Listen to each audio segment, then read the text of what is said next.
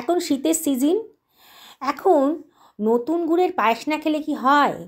তাই একদিন অন্তত এই পায়েসটা বানাতেই হবে, না খেলে কিন্তু খুব আফসোস হবে।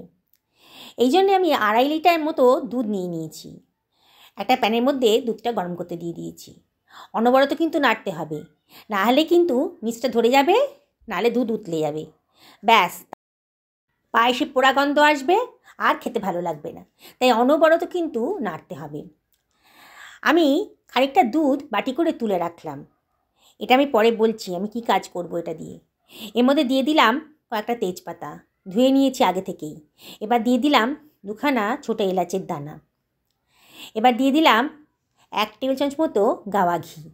ঘিটা দিলে পরে পায়েসটা কিন্তু দারুণ সুস্বাদু হয়। পায়েস তো সবাই বানাতে পারে, দুধ গরম করে চাল দিয়ে দিলেই ফুটে উঠলেই পায়েস হয়ে যায়, কিন্তু একটা পরিমাপ আছে। এই মাপটা যদি জেনে আপনারা পায়েসটা করেন তাহলে কিন্তু দারুণ টেস্টি হবে। আমি 2.5 লিটার মতো দুধ নিয়ে নিয়েছি। এই জন্যে ছোটো বাটির হাফ বাটির মতো গোবিন্দভোগ চাল আগে থেকে ধুয়ে জল ঝরিয়ে রেখে দিয়েছি। এবার তার মধ্যে দিয়ে দিলাম 1 টেবিল চামচ মতো গাওয়া ঘি, দিয়ে ভালো করে চালটা ঘিয়ের সঙ্গে মাখিয়ে নিচ্ছি। ঘিয়ের সঙ্গে মাখিয়ে নিলে পরে পায়েসটা কিন্তু দারুণ টেস্টি হবে। একবার আমার পছন্দ করে দেখুন, পায়েসটা খেয়ে সবাই ধন্য ধন্য করবে। খুব ভালো করে চালের সাথে ঘিটা মাখিয়ে নিচ্ছি। একটু ধৈর্য দিয়ে করতে হবে, খুব ভালো করে মাখিয়ে নিতে হবে।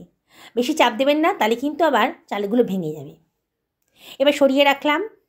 এবার যে দুধটা আমি তুলে রেখেছিলাম ওটা উষ্ণ গরম হয়েছে, মানে এই আঙুলটা ডোবানোর মতন।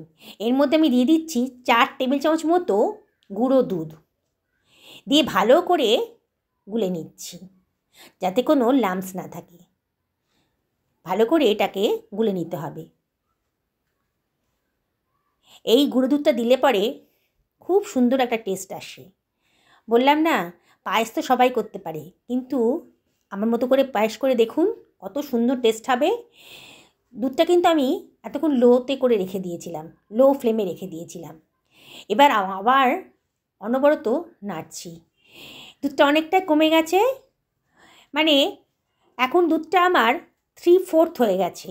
যা পরিমাণ নিয়েছিলাম 3/4 মতন ঘন হয়ে গেছে। এবার আমি দিয়ে দিলাম চালটা, ঘি মাখানো চালটা দিয়ে দিলাম। অনবরত কিন্তু নাড়তে হবে।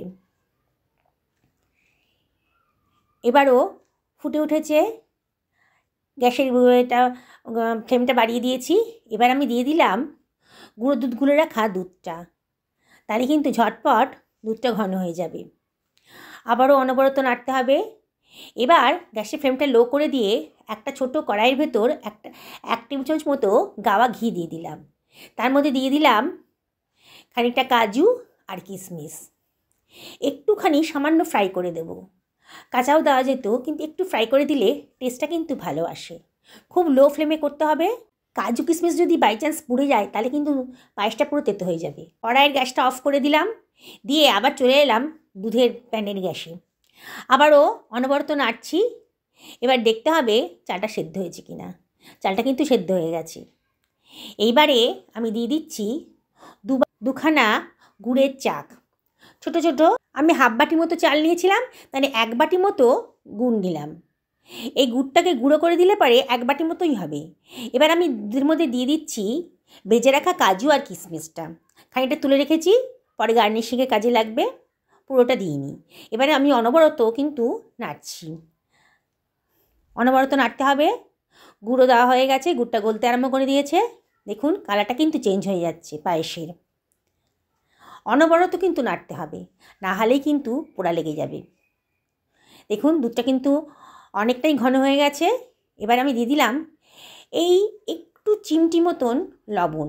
লবণটা দিলে মিষ্টির স্বাদটা কিন্তু ব্যালেন্স হবে, খুব সুন্দর একটা টেস্ট আসে। আপনারা যে কোনো মিষ্টি রান্নাতেই সামান্য একটু লবণ দেবেন। আর দিয়ে দিলাম গোলাপ জল, আর দিয়ে দিলাম একটুখানি এলাচের গুঁড়ো। খুব সুন্দর একটা গন্ধ বেরোতে আরম্ভ করে দিয়েছে। দারুণ টেস্টি পায়েস হচ্ছে। আপনারা আমার পছন্দে একবার করুন, তাহলে দেখবেন যে সবাই আপনার রান্নার প্রশংসা করছে।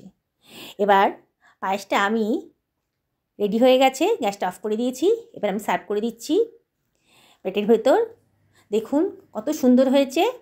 ঠান্ডা হয়ে গেলে আবার একটু ঘন হয়ে যাবে। এবার ওপর থেকে ছড়িয়ে দিলাম ভেজে রাখা কাজু আর কিশমিশ। দারুণ সুন্দর গন্ধ বেরোচ্ছে। আপনারা অবশ্যই একবার বাড়িতে ট্রাই করুন। আর কেমন লাগলো রেসিপিটা অবশ্যই আমাকে কমেন্ট করে জানাবেন।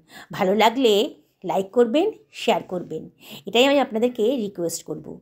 আশা করি সকলে খুব ভালো আছেন, আরও ভালো থাকুন এই কামনাই করি। আজকে তাহলে এই পর্যন্তই থাক।